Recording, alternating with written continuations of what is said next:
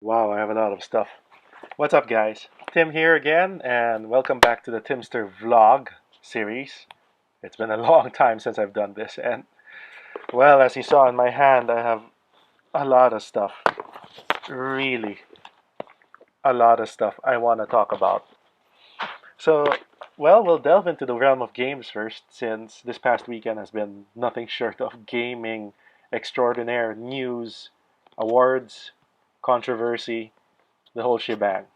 But I guess from the top of my mind, the first thing that I'm actually disappointed with is Konami not inviting Mr. Hideo Kojima to the Game Awards to accept any award or recommendation for his work in Metal Gear Solid 5 The Phantom Pain, which I finished, and it's a very nice game, save for the fact that it's lacking in some parts, especially the ending, but the gameplay is exquisite. And the soundtrack, it won Best Soundtrack, and it won Best Action Adventure Game of the Year at the Game Awards.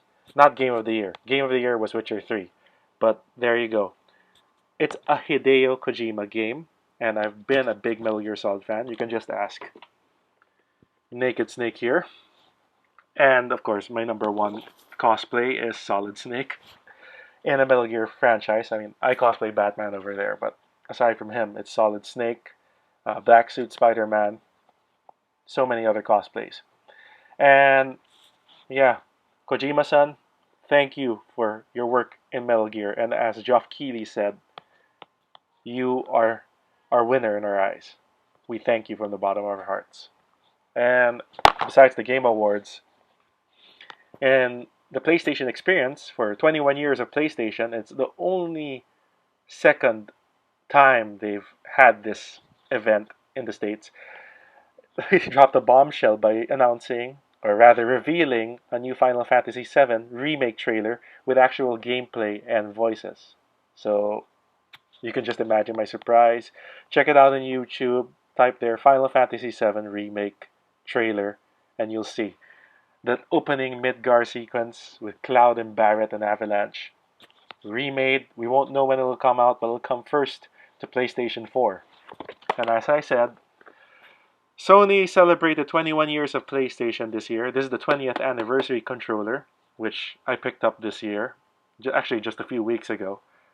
And there, we remember a classic. I, I've been a PlayStation fan ever since I bought my first console in 1997, so wow, that's a long time for PlayStation. More power to you guys. Okay, so moving on. Uh, Comics. I'm sure you heard that a certain artist and writer returned to one of the most pivotal graphic novels of all time. And I'm talking about Batman The Dark Knight Returns by Frank Miller. Miller is back, and he is collaborating with Brian Azzarello and Andy Kubert to make a sequel series, which I will get right here. And that's Dark Knight 3 The Master Race.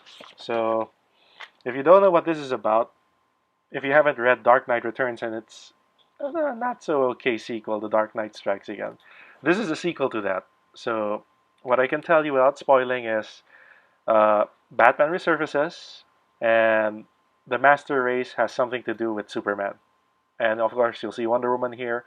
Commissioner Ellen Yindel, the replacement of Commissioner Gordon, Carrie Kelly, and it just sets the stage for something new, a new dramatic return that Batman can only do in this kind of futuristic world.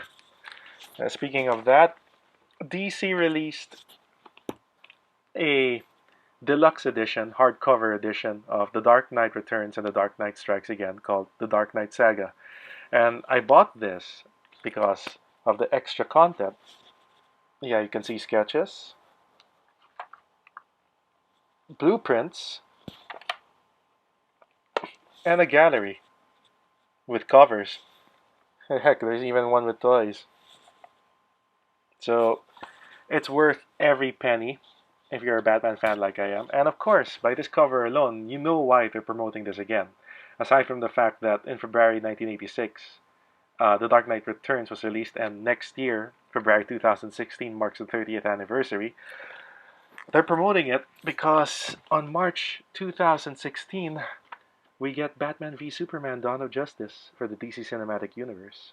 And that will promote the Justice League movie that's coming in a few years. Warner Brothers is making their DC Cinematic Universe. Props to them. There was a latest trailer that came out that kind of gave everything away, but basically you see Lex Luthor, dialogue with Batman and Superman, Clark Kent and Bruce Wayne. You see Wonder Woman, you see a lot of action sequences. It might be very spoilery, but if you can't wait and you also want to see the Trinity together, that's the trailer you got to see. And a few weeks back, Jimmy Kimmel Live, where this trailer debuted, showed the Captain America Civil War trailer. So a lot of things are happening. Next year, 2016, will be a big year for superhero movies. And moving on. Okay, The Dark Knight. Oh yes, Captain America Civil War. We go back to that. That trailer was fantastic. So yeah, I'm showing you here Avengers Age of Ultron, which planted the seeds for the conflict to come. They've been reporting what's the Superhero Registration Act for that movie. There's no Superhero Registration Act. It's going to be the Sokovia Accords. So basically what happened in Sokovia, because of Ultron, which was due to Iron Man, makes it necessary for the government to intervene and ask the Avengers to register, which divides them. Bucky Barnes, the Winter Soldier, returns and adds a little bit of more personal interaction and conflict with Cap. And Iron Man joins the government, so that's what sets up the conflict. You can also watch the Civil War trailer, as I said earlier, in YouTube.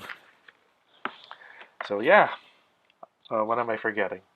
Yeah, in a few, actually, the next week after this, it's already Star Wars. Star Wars is opening on December 17 internationally and December 18 in the States.